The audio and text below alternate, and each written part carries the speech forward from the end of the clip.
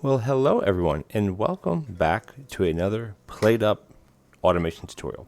In today's episode, I'm going to be going over how to automate mashed potatoes. And you may say, you know what, mashed potatoes are not too bad. They give 20 portions, etc., etc. Yeah, but they do take a long time to make. So you may just want to grab a pot and just fill it with water, potato, and put it on a mixer and call it a day. And you know what, and that's perfectly fine. But say you have mashed potatoes and you say you have 100 people coming in and everybody starts ordering mashed potatoes. To get to have and remake another one can be quite time consuming. So I'm going to show you how to automate making mashed potatoes. It's actually pretty straightforward when you think about it. I'm going to put this one here. So you have your sink for your water, your combiner to do the water trick.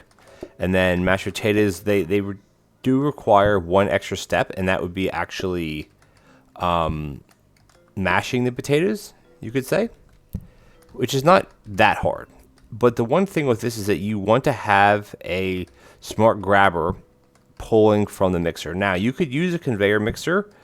It wouldn't help you, though, because you would still need to have a smart grabber because it wouldn't work otherwise. Again, this people often ask, well, do you have to have it this way or is it this way? Well, it depends.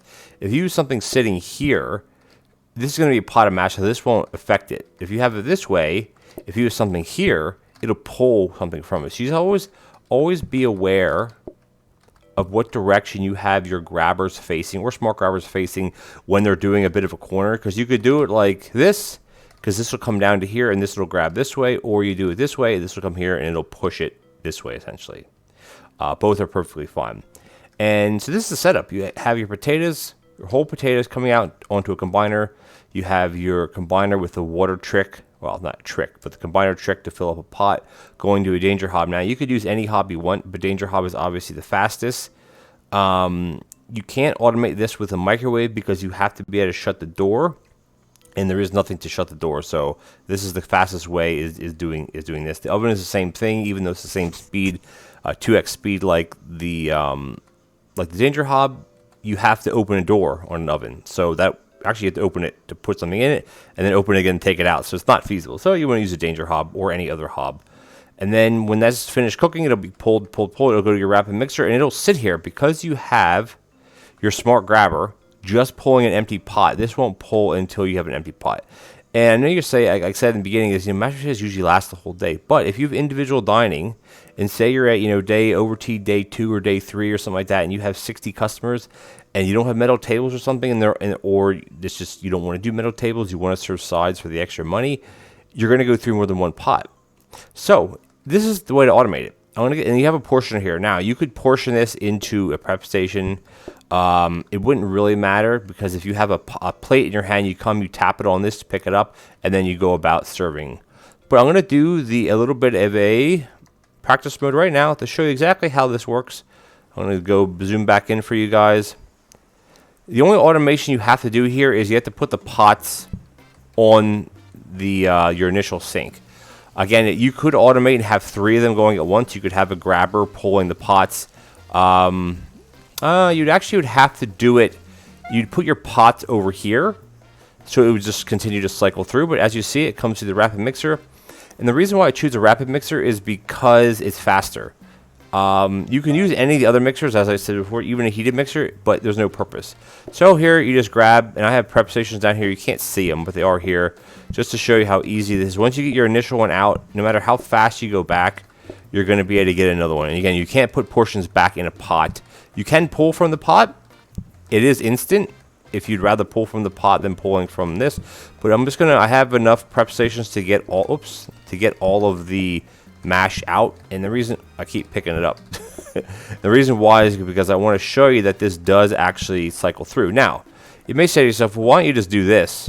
And to me that would be the smart way to do it, because mashed isn't like a soup or a sauce that has a base to it.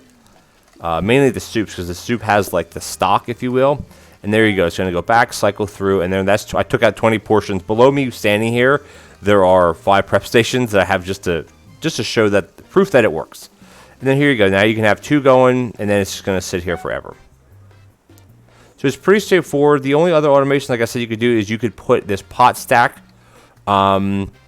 You'd have to put it over here. Anywhere that it would grab, it could be faced into this, into this, into this. It doesn't matter where it would actually face into, because the mixer isn't holding it until it's empty. If it's an empty pot, obviously it'll grab it right away. And then the mixer won't hold it at all either. So I guess just to demonstrate this, just to show you that if you want to automate, it doesn't have three things of things going. You could put this right here. Like, so simulate, there's a counter here. You put it there, and just watch. It'll just go to here, and it'll cycle right back through, fill up with water, cycle back through again, and there you go. Again, you could have the combiner combining on the grabber on the inside here. If for some reason you have space constraints where this isn't going to work, you could combine it on there as well. And it'll just cycle through, and it'll continue like that. So it's a pretty straightforward video. Is it that practical in a normal game?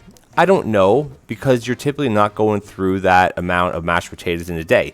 But proof of concept is that you can automate mashed potatoes. Thank you guys so much for watching this video.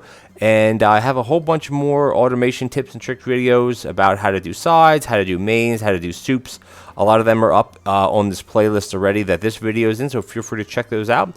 And as always, if there's anything else that you want to see, or you have questions about, or you want me to demonstrate or do a tutorial or a guide on, if it's something as simple of tips and tricks on grabbers, like what can they be used for that the average person doesn't know, please leave it in the comments and I'll see what I can come up with.